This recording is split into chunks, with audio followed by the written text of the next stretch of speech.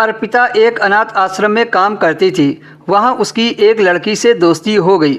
वो अर्पिता से रोज कहती कि दीदी आप मेरी जगह सो जाओ, मुझे बहुत दर्द होता है। अर्पिता को लगा कि शायद उसका बिस्तर सही नहीं है, इसलिए अर्पिता ने उसका बिस्तर बदलवा दिया। लेकिन उसने दूसरे दिन फिर से अर्पिता से कहा कि आप मेरी जगह सो जाओ, मुझे बहुत दर्द होता है।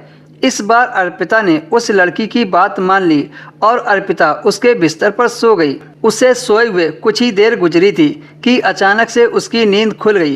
कभी कभी हालात ऐसे होते हैं कि आंखों देखी बातों पर विश्वास नहीं होता है, क्योंकि आज के दौर में इंसान वही करता है जिसमें उसका फ़ायदा होता है। बिना अपने फ़ायदे के कोई किसी की मदद नहीं करता है। दोस्तों, यह कहानी ऐसी जगह की है जहाँ लोग सिर्फ अपना फ़ायदा देखते हैं। अर्पिता अपनी माँ के साथ रहती थी। अर्पिता का अपनी माँ के अलावा इस दुनिया में कोई नहीं था। उसके पति का कुछ साल पहले देहांत हो गया था।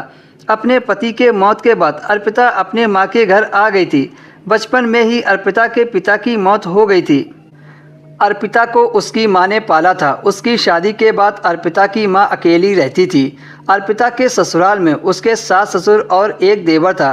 कभी कभी उसके सास ससुर उससे मिलने आ जाते थे। अर्पिता के पति के मौत के बाद उसका देवर उससे शादी करना चाहता था, पर अर्पिता ने उसे मना कर दिया था, क्योंकि अर्पिता अब शादी नहीं करना चाहती थी। वो अब अपनी माँ के साथ रहना चाहती थी। अर्पिता अब काम धंधा करना चाहती थी, जिससे वो अपनी माँ का ख्याल रख सके। अर्पिता ज़्यादा पढ़ी लिखी तो नहीं थी। अर्पिता को किसी कंपनी में जॉब मिलना बहुत मुश्किल था। उसने अपने पड़ोसियों से कह रखा था कि काम हो तो बताना, और उसने अपने दोस्तों से भी पूछा कि कोई जॉब हो तो बताओ। तब उसके दोस्त ने बताया कि अनाथ आश्रम में एक औरत की जगह है।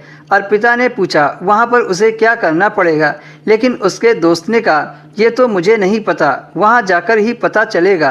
अर्पिता ने अनाथ आश्रम का एड्रेस लिया और अगले ही दिन अपनी माँ को बताकर अनाथ आश्रम चली गई। जब अर्पिता वहाँ पहुँची तो देखा अनाथ आश्रम काफ़ी बड़ा था। मैदान में बच्चे खेल रहे थे, बड़े बड़े कमरे थे। तभी उसे वहाँ पर एक छोटा कमरा दिखा। वह उस कमरे के पास गई तो देखा उसमें वॉचमैन रहता था। फिर उसने वॉचमैन से ऑफिस के बारे में पता किया तो उसने सामने बने कमरे की तरफ इशारा करके बताया। अर्पिता वहाँ चली गई। ऑफिस के अंदर देखा तो वहाँ एक मैडम बैठी थी। अर्पिता ऑफिस के अंदर गई। अर्पिता ने उस मैडम को बताया कि वह नौकरी के लिए आई है।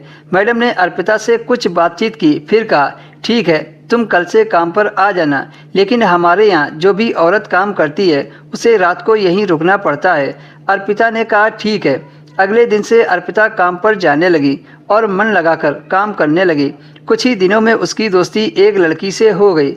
वो अर्पिता से कहती मैडम मैं इस बिस्तर पर नहीं लेटूंगी, बहुत दर्द होता है, आप यहाँ लेट जाओ।